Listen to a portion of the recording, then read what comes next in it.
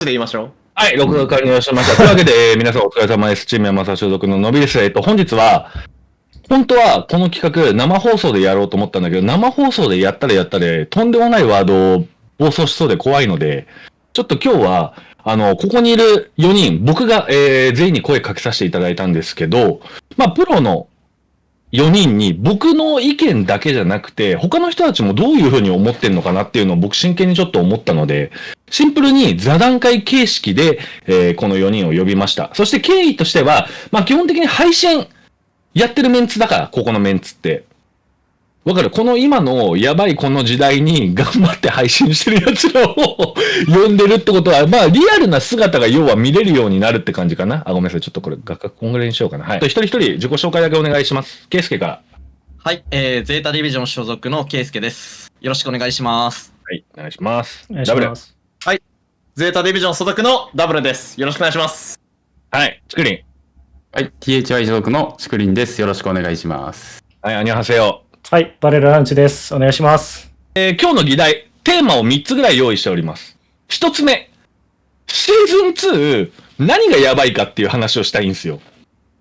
もう、特に、みんなが思ってるやばいって、人それぞれじゃん。初心者隊の人たちが思ってるやばいと、多分中級者の人たちとプロ層の人たちのやばいって感覚が多分全員違うと思ってて、すげえ前に俺が生配信中に、千何百人いる中でアンケートを取ったんだよ。ズン2楽しい楽しくないって。2半が楽しいって答えたんですよ。そう。だから、俺は正直言うとこのゲーム、楽しいか楽しくないかで言ったら、全く楽しくないの。そう。でも、中には楽しいって言ってる人もいるだろうし、俺これちょっと感覚間違えてんのかなと思って、みんなはどう思ってるか。正直、今のシーズン2。何がやべえかなって思う。やばいのは間違いないとして、自分たちの中で何がやばいのかを、座談会っていうか、一人一人聞きたいな。簡単でいいから。すごいそんな簡潔にいかないでいいから。やばい。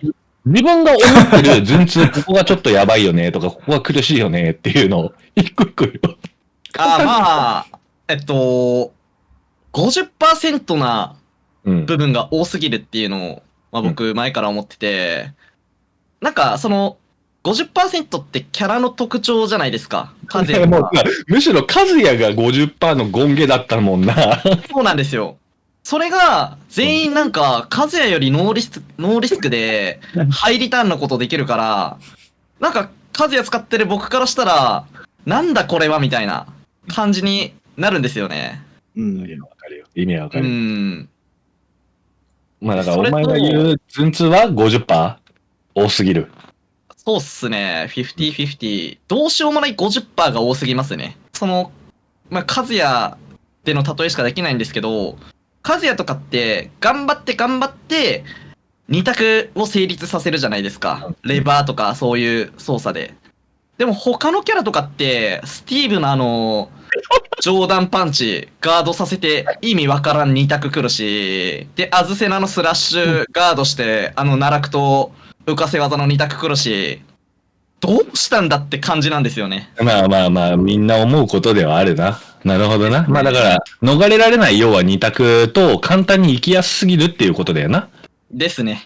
はい、わかりました。ありがとうございます。ダブル。はい。僕が思うシーズン2のやばい点は、まず格差がありすぎますね、ちょっと。どういう意味の格差？火力もそうだし、その、技の強さの格差も半端ないと思ってて、なんかその、中断受けた後に、なんかその後の選択肢が、なんだろうな、ちょっと、パッと思い浮かばないんですけど、スティーブの、なんかヒートとかあるじゃないですか。プラス7か8だかわかんないですけど、フリッカー以降の。プラス11ね。プラス11ね。発生16、プラス11。あれとか、なんだろうな、ヒートバーストもいけないし、横行ってもダメだし、で、しゃがむか受けるかしかないんですよ。もちろん。あれって。で、なんかそういう技が、とにかく多くて、なんか、そこの格差が半端ないなっていうのと、あと、あれとかって結構、なんだろう、気軽に触れるじゃないですか。そうね。1試合に1回とか2回とかじゃなくて、多いとそう2回か、マックス2回ぐらいなんですかね、あれ。まあ、フルマックスの状態だったらパンパンパパンパンやった後にもう一回パンパンパパンパンやってヒートスマッシュまでいけるね。あ、そうっすよね。で、それとかゴリ減ってんすよね。その削りダメージとかだけでも。で、なんか、でも、基本的にしゃがめないじゃないですか。うん、だから、なんか、そっからの2択とかで、なんか崩されたりとか。そうね。ちなみにだけど、俺ないなは、って。運営が、スティーブの、後ろ両パンあんじゃん。あ、はいはいはい。あれ11にしてるっていうのは、ヒートスマッシュ割れないからもう一回2択行ってねって、もうやってるメッセージだと思ってんの、俺は。うんうんうん。調整を間違えて、作ったんじゃなくて、もう一回遊べるドン絶対相手動かないようなフレームにしたろって思って作ってると俺は思ってんのよ。最近俺全部のキャラクターちゃんと調べ直したときに、割れない連携があまりにも痛すぎるプラスフレーム取れるようになってんの、このゲーム。いや、そうなんですよ。そう、クラウディオのさ、QRP 分かる？ほわーみたいなやつ。あ、はいはいはい。あれ、マイナ8からプラス4になってんのよ。いや、そうっすよね。もう、だから要は、お前動くんだったら起源絶対無理だよね、みたいな。うん。その、ワンツー無理だよね、じゃなくて、絶対に動いたら痛い選択肢を用意しようとしてる調整にしてるなっていうのは、まあ、スティールやってて気づいたし、他のキャラもやってて気づいた。だからビクタの前両パンとかもマイナス9からプラス3になったし、いや、あと、レイブンのタルタルストだっけ名前。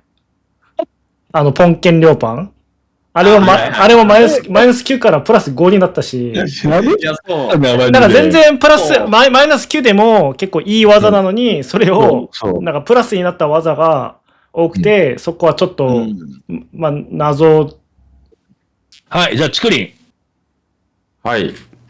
でもごめん、先に言って、チクリンは、配信でもどんなことがあっても常に、チクリンさん、このシーズン2どう思いますかって言ったら、アグレッシブですね、しか言わないのよ。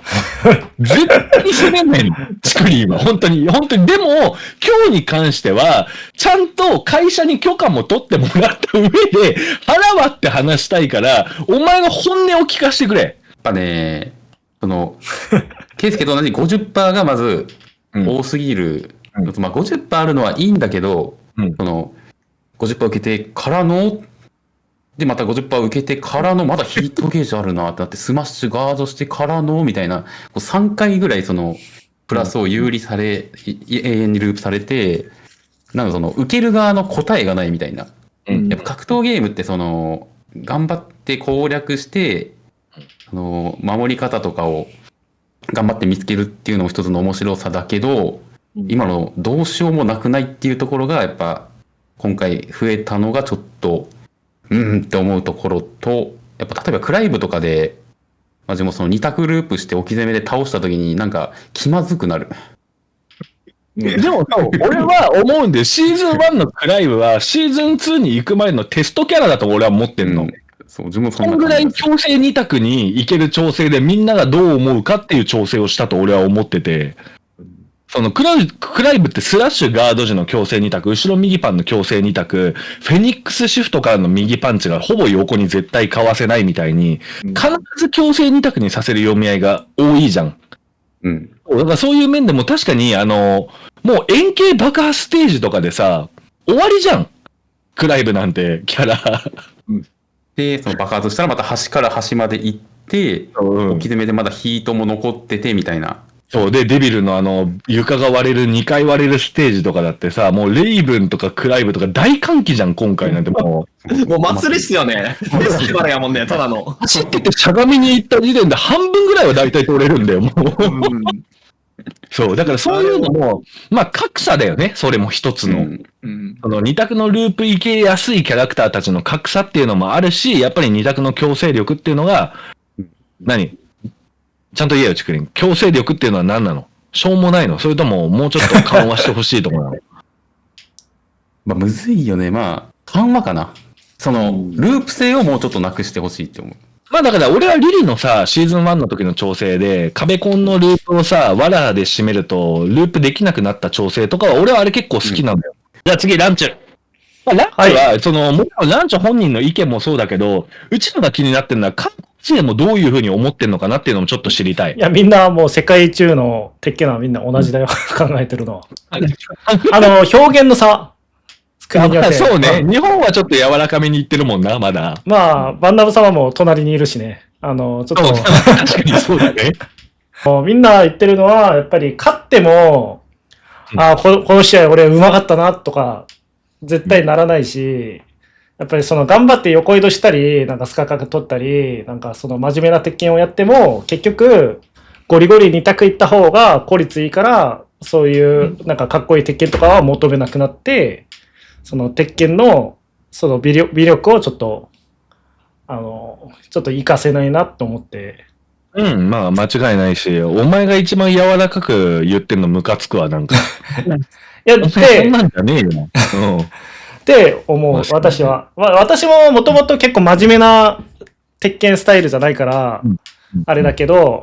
でもさ、お前はシーズン1のさ、クマってまあ唯一無二よ。本当に。それは思う。別にお前以外のクマに俺負けなかったし、今のシーズン2ってお前以外のクマ強えんだよ。お前以外のむしろパンダとかクマに勝てねえんだ、安定して。パンダやばいよね。いや、だから、くだらない。その正直。二人たちの、なんだろう、今までやってきたものが、ただの二択で終わるようになっちゃってんのよ。例えば、熊のハンティング中の 3LP とマイレオパン、1フレしか差がないよね、とか。もうなんか、上手い人たちってさ、3フレぐらいの差があったら、頑張ったらさ、最速行動だったらファジーしてとか、横移動ガードして両対応とかってあったじゃん。そんなの今したら即死じゃん。そうだよ。そうなの。だからそれでやばいなって思うし、やっぱり韓国勢も、まあよく X 見てる限りすげえいろんなことは言ってる中でも、俺らも全く同じ気持ちだし、なんだけど、一応俺たちプロで、今一番心配なのが、次のワードに行くんだけど、ちょっとごめんね、これ次の議題なんだけど、この今、めちゃめちゃ人減ってるわけじゃないですか、ランクマッチも。その中で、じゃあ、あえてだけど、ズンツンの何がいいかを決めない？すげえシーズン1でただでさえこんな成功してるのにシーズン2で新しいチャレンジをしたんだなっていう点は、すげえいいところなんだなって俺は思う。はい、じゃあこれも、ケイスケから順にどんどん行こう。僕は、ランクマッチのシステム、段位が上がりにくくなって、本当に強い人しか上に行けないみたいな、その殺伐としたランクマッチのシステムは僕は好きですね。いいポイントだと。ここはね、賛否両論分かれる部分だよ。結構このシステム嫌ってる人多いんだ、実は。らしいですね。上がった瞬間に広角がついてるって、キモいじゃん、見栄えは。実際。そこに関しては僕も嫌いですよ。でもさ、シーズン1で確かにポイントの精度に慣れすぎてたっていうのはあるかもしれない。でも確かに俺も今のこの仕様は好きではあるな、どっちかっていうと。OK。はい。ダブル。やっぱ、爽快感を得られやすいですよね。シーズン2って。いろんな意味でな。やっぱり、なんだろうな。いいところですよね。いいところだと思う。俺もそれは推したい。やっぱり、シーズン1よりも強い技が増えたおかげで、その技をこする意味が、効率が良くなって、押しやすいし、当てた時にダメージも取りやすいから、やっぱり手っ取り早く気持ちよくなるには、シーズン2はいいのかなっていう。俺も全く同じことを思ったんだけど、コメント欄見た時に俺同じことを言ったのよ。やべえ、このゲームめっちゃ簡単で気持ちいいって言ったら、これ俺の力じゃなくてキャラの力なんで、全然楽しくないんですよって言われて。で、シーズン1よりもシーズン2の方が爽快なのはわかるの。俺もシーズン2の方が爽快感あるんだけど、逆に言うと、シーズン1よりもシーズン2の方が不快感が強いのよ。負けた時の。それはそう。だから、天秤にかけた時に、気持ちいいけど、やばい負け方して不快っていうのは難しい部分ではあるよね。でもバンダムはそこを追求したかったのかなってやっぱ思いましたね。俺も思う、これは。だから新しいチャレンジだなとは思います。OK です。はい、チクリン。これ全キャラじゃないかもしれないけど、まずこのキャラの選択肢の幅が増えたみたいなのはちょっと、自分はリリなんで、そのバラードステップから出る技が増えたことにより、その直線的なタクだけじゃなくて、ちょっと変化球じゃないけど、なんかのずらした選択肢が増えて、ちょっと面白くなったりとか、あと前回の一番、まあ、スライディングがなんであんな発生早くしてるのか俺は謎だけど、使い手にとってはやっぱりありがたいじゃん。うん、すごく。そう、だからああいう風にキャラのコンセプトに沿ったキャラももちろんいるなっていうのは思いました、俺も。今までのと違う、全然違うコンボルートができたのも、まあ、よくはあるのかなっていう。まあ、キリモイン2回はちょっと、っていうところはあるけど、今までと違うコンボができるっていうのはちょっと楽しみポイントなのかなと、一番思いましたね。やっぱりそのやってる側はみんな苦しいから、その鉄拳をやってる人を見て、なんか、その、代わりになんか満足感を感じる人がちょっと増えてきた。なんかその、自分は苦しみたくないから、その配信者が苦しみながら、こうなんかすげえ内容の鉄拳をやるのを楽しく見る人が増えた。ちょっと気持ちわかるかもしれない。いや、だって、ホラーが苦手だけど、ホラーゲームやってる人を見るの好きって人いるじゃん。そういう感じ。そうだよね。自分はそう、ズン2やんないけど、ズン2で狂ってる人見るの好きってやつ多くなった気するわ。俺もメイクサムノイズ打ち散らかしてる人探しに行ったもん、YouTube で。キャラそれぞれ、その構えが強くなったから、まあ、昔はキャラによってはちょっと全然使えない構えとかも多かったんだけど、今は全キャラ結構まともになってるから、まあ、そこは、まあ、強すぎるかもしれないけど、そこは面白いなっていう。バーストとスマッシュはいらないかもしれないけど。まあ、俺は構えからのヒートバーストとかマジでいらないと思うけどね。なんかまあ、新しいチャレンジをしたんだなとは思うね、確かに。まあ、そのザフィーナのカカシとかは、まあ、いいと思う。わかるわかる。でも、レオンの長中近景から確定ヒートバーストとか、あれ絶対調整間に合ってないでしょ。増えた気するわ。俺も配信で、今までお前絶対鉄拳やってなかったやんってやつらかなり見に来るようになってたから。そう。で、その代わりに、ランクマに人が減ったんだよね。まあ、減ったのレベルじゃないよ。そう、もういない。だから練習することができないっていうのが今の現状で。僕たちが思う最終的にシーズン2どうなっていったら嬉しいか、どうなっていってほしいか。っていうのを一人一人やっていきたい。まあ、俺は別にそのシーズン2が今後どうなっていったらってよりも、正直今のこの内容のまんまワールドツアー行きたくない。本音は。こんな大会で勝って優勝しましたって言っても、誰も褒められる内容じゃないはずなの。多分、グランドファイナルなんて、どうせキャラクターのやばいキャラの技の応酬でみたいなことになったりとか、パンチがかかってる大会の時に、まだ発見されてないバグで負けたりとか、ある可能性あるし、なんて言うんだろう。俺ジンのスラッシュループ、聞きしたのよ。あれもほぼメイクサムノイズやん、あれ。まあ、俺も同じこと思ってるよ。あれメイクサムノイズよ。ヒート状態で持ってる時のジンのオワーからのオワーからのオワーからのヒートスマッシュとか、あれもう完全メイクサムノイズだ。そう、まあだから俺の中でのズン2は、一回、このチャレンジは失敗したって方向性で大幅にもう運営側には見てもらって、みんなの意見を俺はだよ、聞きすぎた結果だと俺は思ってんの、今回って。今までの鉄拳シリーズって、鉄拳レポートとか要望とかって昔はなかったじゃん、ゲーセン時代って。そう、なかった頃の鉄拳って、あんまりキャラクターって変わんなかったはずなの。コンセプトが。なんだけど、今って丸変わりしてるってことは、その開発たちがいなくなった可能性もあるし、みんなの要望とかデータを見て、統計取ってやってるんじゃないかなって俺は思ってて、これは間違えてるなって俺は思うから、今後は直してほしいですし、まあシーズン1に戻せってわけではないけど、新しいチャレンジをしたけど、やりすぎちゃったからどういう方向性で行くのかっていうのはもう運営側に任せますって感じです。俺の方向性は。はい。で、このまんま治んないんだったら、まあ俺はもうプロとしてはやめようかなっていう気持ちでいます。はい。ケイスケ。まあ僕は、もうちょっと、防御行動を強くしてほしいなっていうのを思ってて。なんだけど、運営側が防御行動って何なんだろうっていうのを具体的に把握できてない気がしちゃってる。それはあるかもしれないですね。例えばお前の中での防御行動って何よ、じゃあ。で、後ろ両パンヒート中の。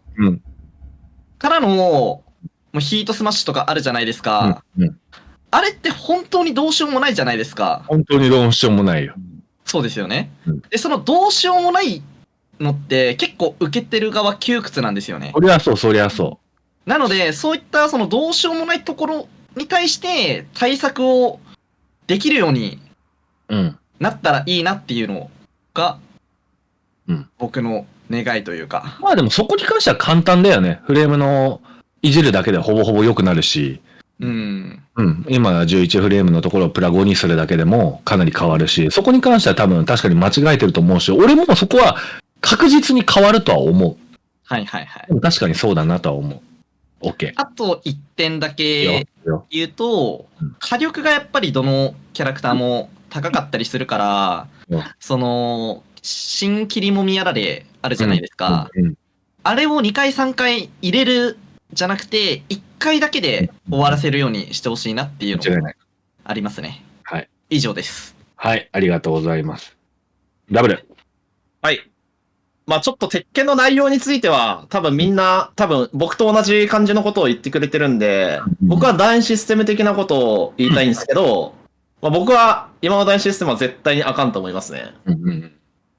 で、なんでかっていうと、まず1個の台に停滞してる時間が長すぎて、僕たちってもうなんか、その、団員とかで喜ぶとか、なんかそういう土俵じゃないじゃないですか。うん。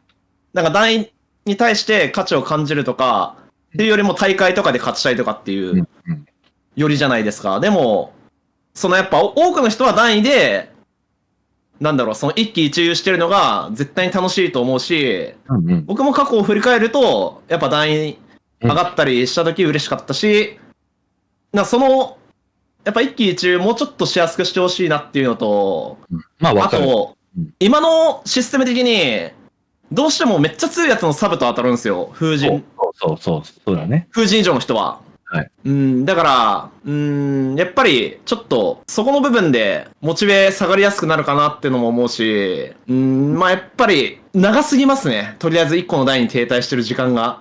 まあ長いし、挙句、上がった後、ちょっと薄暗い光ついてるし、そう。それもさ、薄暗い光ついてて、やっとこれ一回勝ったよって言って次ついてる時もあるじゃん。あれもうマジきつだもんな、実際。でも確かに今は、その、上の人たちに当たるのっていうのは、鉄拳力を一回統一しちゃったじゃん、初めらへんに。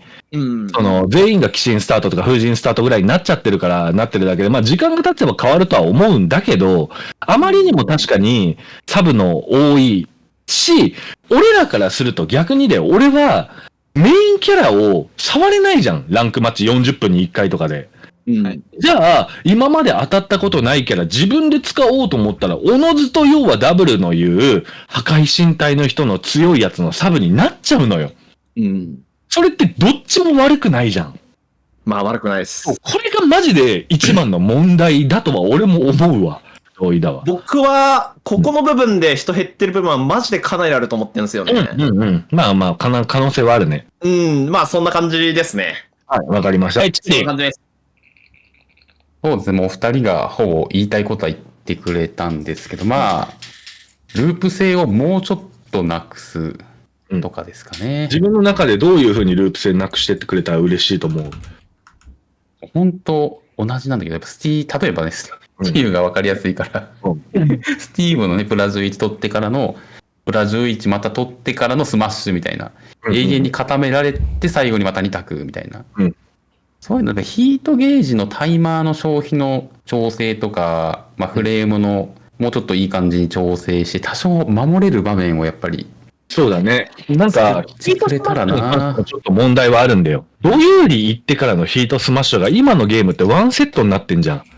ドユーリからの割れないヒートスマッシュからのもう一回遊べるどんのが、要はもう3ループぐらいが毎回の読み合いにしちゃってるから、そこは確かに問題だね。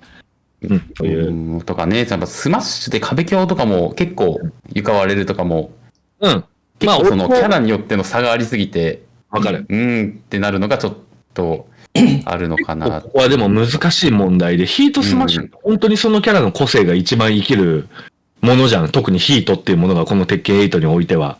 なんだけど、ヒートスマッシュ壁やられがなくなるとしたら、俺は床割れも消えると思ってるのよ。そういうものをすると、もうクソマイルドになるんだけど、そんなのをするぐらいだったら、フレーム均一化にしちゃった方がいいんじゃねえかってぐらいになっちゃうと思うんだよね。難しいと思う。その、なんだろう、キャラがめちゃくちゃ強いのにスマッシュも強いじゃなくて、うんちょっとマイルドなキャラはスマッシュを強くするみたいな。あと段位で言うと、自分もその、やっぱサブが風神で当たって、モチベーションが落ちるとかがあるのかなと思って、それなら、なんかその、頑張って風神とかの人が、格上の人と当たった時にお祭りぐらいポイントがもらえるとか。例えばバランス調整するときに、なんか、一個一個、やっぱり変化がでかいから、その、なんか半年とか1年で1回、そういうでかい調整をするんじゃなくて、頻繁になんか微調整をたくさんしてほしい。で、例えば、プラス9が、ちょっとでかすぎるんで、プラス7にしました。そういう調整とか、ダメージがちょっと30だと減りすぎるから、20、7にしましたとか、そういうちょっとしたバランス調整を、頻繁にして、なんかバランス合わせるのはどうかなって思ってる。だから、あるんだけど、横移動の判定を低くするとか、縦へのリーチを短くするとかって多分いじるとかなり時間かかるものだと思うんだけど、数字って多分簡単だと思うよね。うん。それはわかる。だからやりすぎた技っていうのはその数字の関してはかなりあり。そう、なんかこの技当たると、やっぱり追撃あるのに、普通になんか立ち状態にしましたとかじゃなくて、追撃、そのダメージをちょっと減らしましたとか。あと、キャラの、はい。どうぞどうぞ。はいよ。